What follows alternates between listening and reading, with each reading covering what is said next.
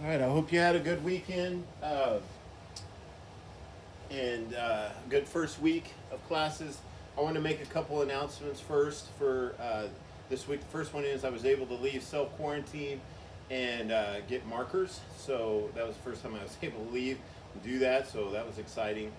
Second thing is make sure you are submitting your work on time, and that way you get the full credit and you can get the attendance. I think most of you guys are starting to get the hang of that. I did want to, the last thing I wanted to do before we get into the work of today is just give you a rundown of this coming week. I don't want to say changes, there's not really any changes, just some updates of how we'll do a couple of the days. And that way you can know in advance and be prepared for this week. And you can always come back to this video here on the stream and check and make sure you kind of know. And I'll be announcing it again throughout the week. But I just wanted to give you a heads up of what this week is going to be like and how to turn in your assignments for this week. Basically today is going to be normal. This video, I'm going to wrap up this unit, put some problems at the end, and you are going to do those problems, upload the photo of your work on the assignment, and that's going to be just normal. The only difference is I will post a second video as well, and so you may want to make sure you're watching these in order, but the second video is going to be the answers to this problem. I needed to do that because tomorrow there's not going to be a video, so tomorrow there's not going to be like I answer those problems. So that's okay that the answers will be there. I trust that you're going to do your work and try to do these. That'll help prepare you for the test. But just know video is normal, upload a photo is normal. There's just going to be a second video of your answers. You don't need to do anything on that second video of responses. You just need to watch it if you want to know the correct answers for today's problems. Tomorrow there is going to be no video. Okay, that's going to be the main thing. There's not going to be a video because all that's going to be posted for your daily assignment is a photo of your study guide. Those that have had me before know I like to do a study guide before a test, and so it'll just be a photo of those problems. So instead of watching a video, you're just going to click on the photo and do the problems, and then just like normal, you're going to upload your answers, you doing them. You're going to upload those of your work on the assignment. So there's still going to be an assignment tomorrow, just no video. Okay, so just be prepared to, when you see on the stream, it's going to pop up as a photo. I'll put on there, here's your daily assignment, but it's going to be a photo. You'll click on it, you'll do the work, and then you'll upload the photo that night for your assignment. Okay, Wednesday there's going to be a video, but it's just going to be the answers to this study guide. Okay, I wanted to do that as a video because I wanted to explain that way. If you made mistakes, you could see what I did and fix your mistakes and still study off a correct study guide. All you need to do for Wednesday, though, for your assignment, because there's not going to be a new, it's just going to be that same problems. I just need you to make a comment under the video. Hey, I watched the assignment, or I watched the video. Just need a comment, hey, I watched it, or even just I watched it if you want to cut out the word hey and streamline that. Just put I watched it, and that will be on the stream on Wednesday. You just need to do that. That way I can count you here, okay? I can have an attendance that day. Thursday will be your test. I'll make an announcement later on what that will be like, and so just so you know. So let's recap. Today is normal. Upload your photo. Tomorrow will be a photo instead of video. Do your work, upload your photo. Wednesday will be a video. You just need to comment and say I watched it, and Thursday will be your test. Okay? So today, the rest of the video, I just want to kind of wrap up this unit of interest and percents and percentages. And so what we talked about on Thursday was interest equals PRT, principal times rate times time. Okay? And a couple things that I want to do. I want to put a problem up there like we did. So we were trying to find the interest. We had $3,000 that we either borrowed and invested. And just so I don't have to say that every time, let's just say we borrowed it this time at 8% for 4 years. Okay? So what we would do with this problem is we would take our calculator, we would hit in $3,000, so 3,000. Okay, so we would do 3,000. Let me get to my calculator. Okay, 3,000 times 0.08. Remember, we got to change this to a percent, to a decimal, okay, and then times 4. And that is 960 was our interest, okay? Because we took 3,000 times 0.08 times 4. We got 960. So, and let me check that because that seems a little high, but it's probably because it's 8%. Let's see, 3,000 times 0.08 times 4, 960. Okay, what I want to, a couple mistakes that I saw on the work was that, or on your notes, was that some were saying, well, you know, that's a lot to pay every month. This is not a monthly payment, okay? This is for that total of 4 years. So this was the interest you paid for the total of 4 years.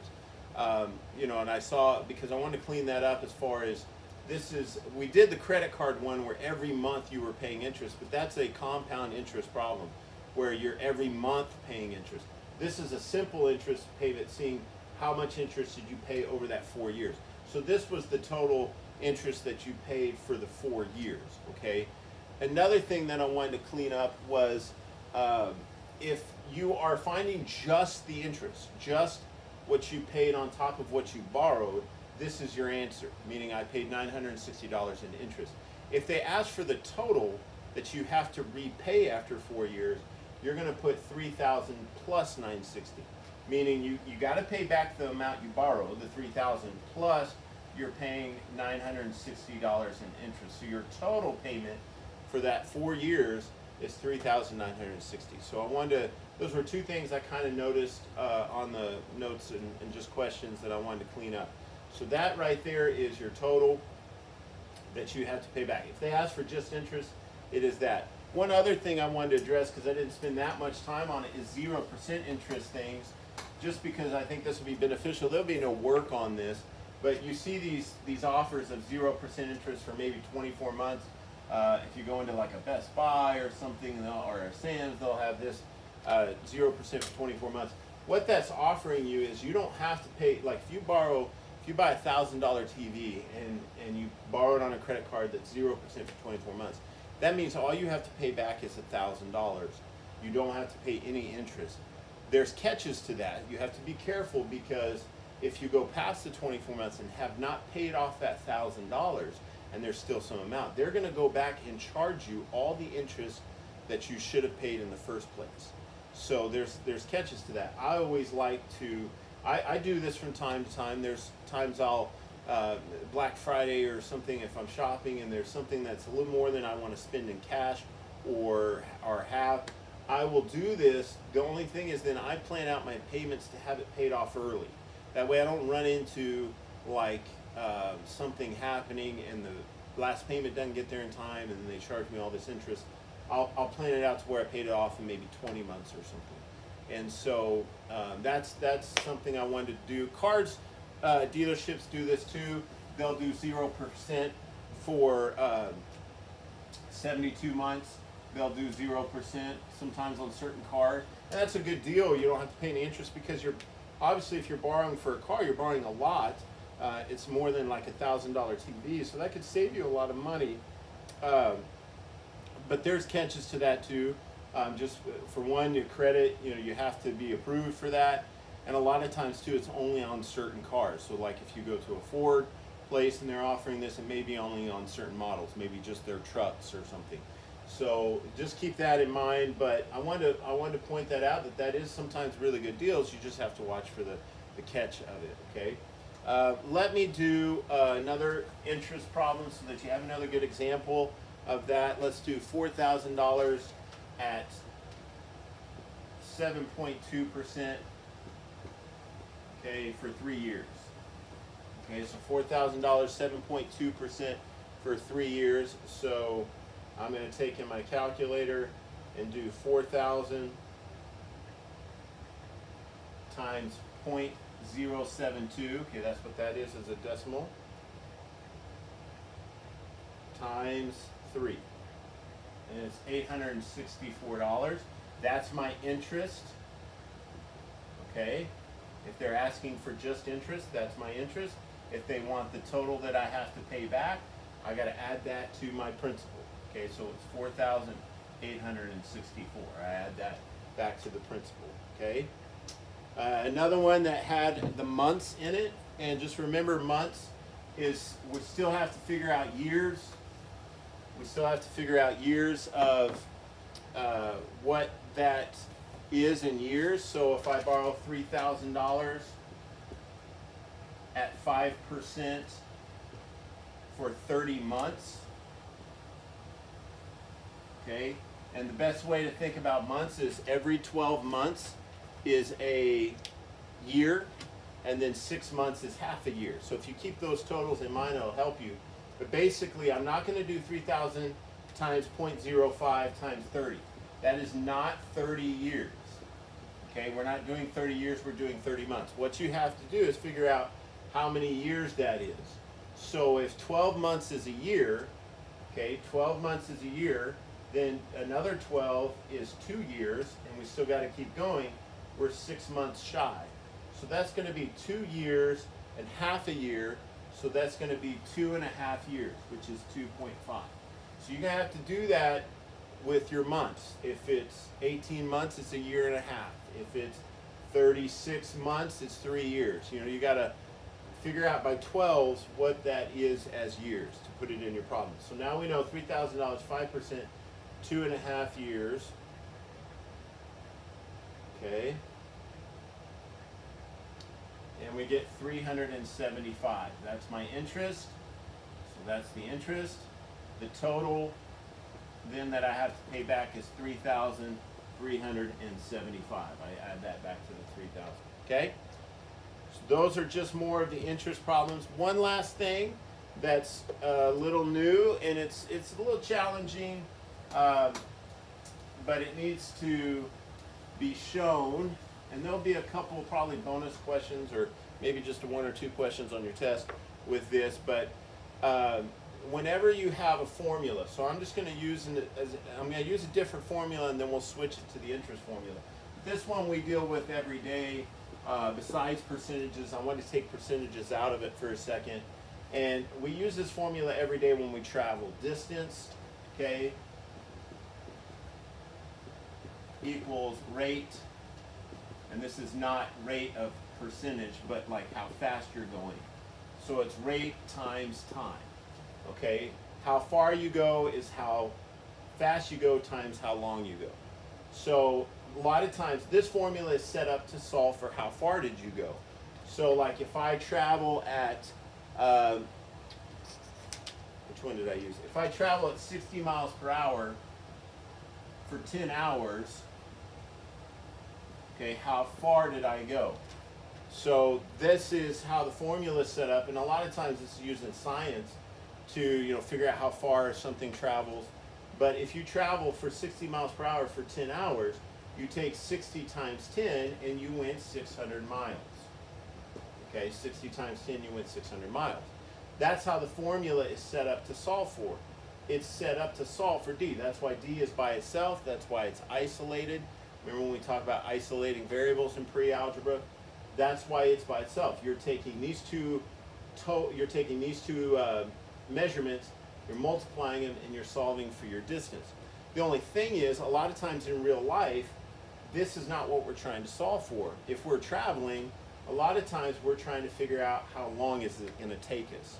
Okay, if you're, I remember it being as a kid, we didn't have GPSs, we had maps, and we had to measure how far we were going and then figure out how fast we could go and say, okay, it's going to take us 8 hours to get there. So a lot of times you're trying to solve for time. So what that means is you have to manipulate your formula and rearrange it to solve for time. So instead of isolating D, we want to turn around and isolate T. We want T by itself.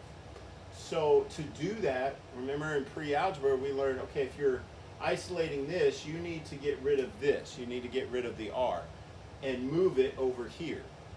Well, that was when you did the opposite.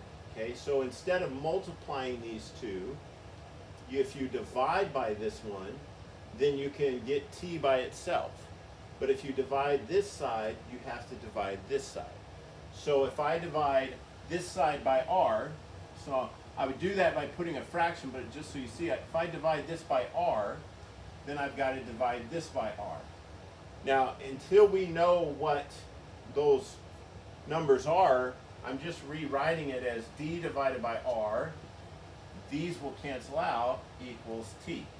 Okay? So if I divide both sides by r, I've isolated my time. Okay? And I've solved for time.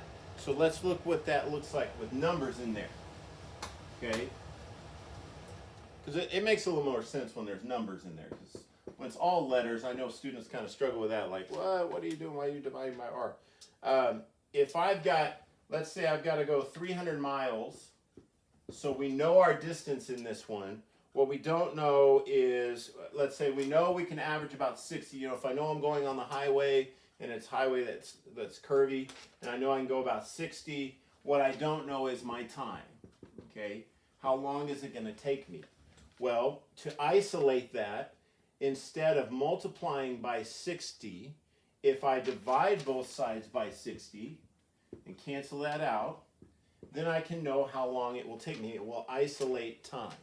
So if I divide 300 by 60, I get 5, and so it would take me 5 hours. Okay? So this is more every day, meaning, okay, usually you know how far you're going, you know how fast you can go, you just don't know how long it's going to take you. That's how you would manipulate this formula to solve for time. Let's do one more of those. Let's say I'm going 400 miles. Okay? And I know I can go 80, so now it's more like on I-44, okay? And not that I go 80 all the time, right? We're all clear on that, right? No, just kidding. Usually it's about 80. So if I'm going 400 miles and I can go 80, how long will it take me? I'm going to give you a second to see if you can do what we just did. Okay? If you need to pause it, you can. But you're going to divide both sides by 80. Cancel those out. This is also 5. Not all the answers will always come out to 5, but once again, it takes us 5 hours because we're going faster, okay? Even though we're going less miles, we're going faster. So that means, or we're going more miles, we're going faster, so it takes us 5 hours, okay? Now, let me apply this to our formula that we're working with for percentages and the principal, rate, and time, okay?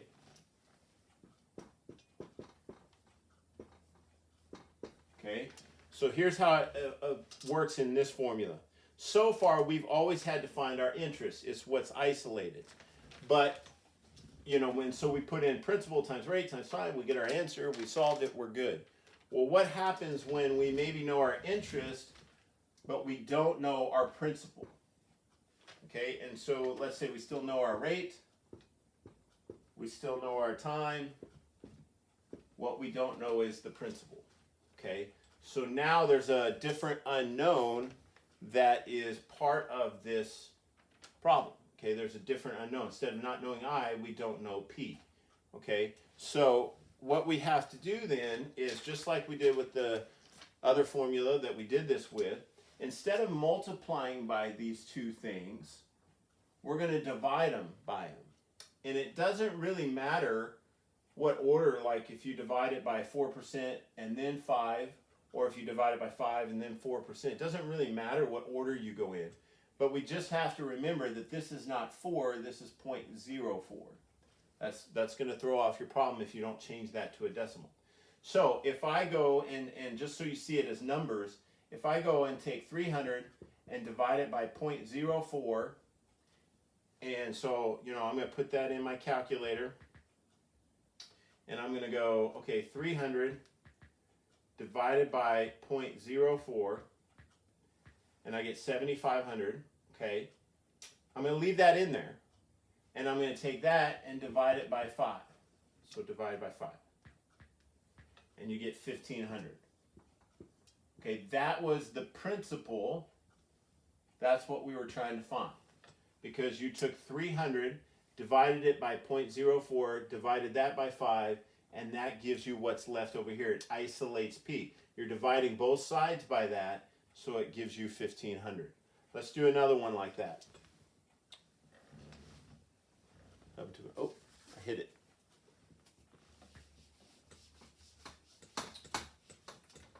Okay, let's say I've got $1,000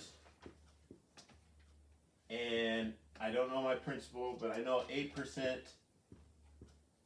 and I know 2 years. Okay, so instead of multiplying three things and find my interest, we already know what my interest is. We don't know what my principal is. So what I have to do is take 1,000, divide it by 0.08, divide that by 2.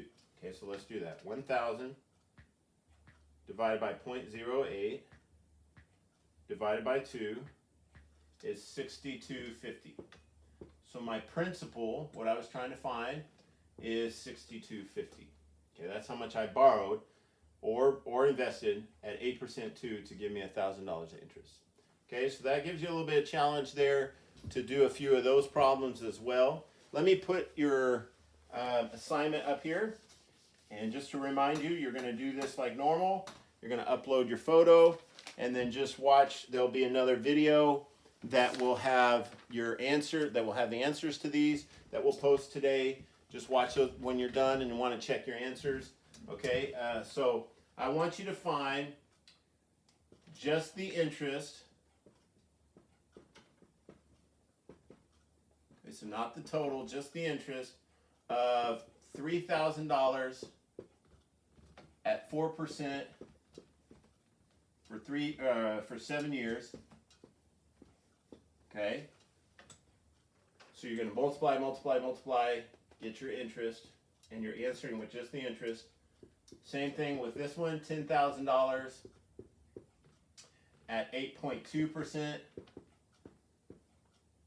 5 years. Okay. And then just the interest of $5,000 at 7% for 18 months. So you got to turn that into years.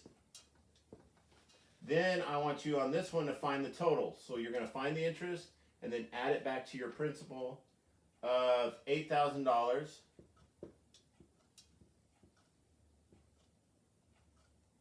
Okay, at 6% for 4 years. Okay, the last problem is I want you to find the principal. So it's just like this one we just did at the very end where you're having to kind of work backwards. Okay, and divide instead of multiply. Just on this one, this is the only one you have to do this, is I want you to find the principal. So you're going to find the principal. Okay, when you have $600 in interest. Okay, so this was your interest. They're giving you that. What you don't know is your principal at 5%. Don't forget to turn that to a decimal for 7 years. Okay, so you're going to find the principal. You're going to find what's left here. Try that one. And then upload your photo of your work on the assignment. And then there'll be another video here today of your answers, of these answers here, okay? So that way you've got the answers. And then tomorrow, Tuesday, will be a photo of the study guide. Do that for your assignment, okay? Wednesday will be a video that you'll comment that you watched. And Thursday will be your test. All right, thanks, guys.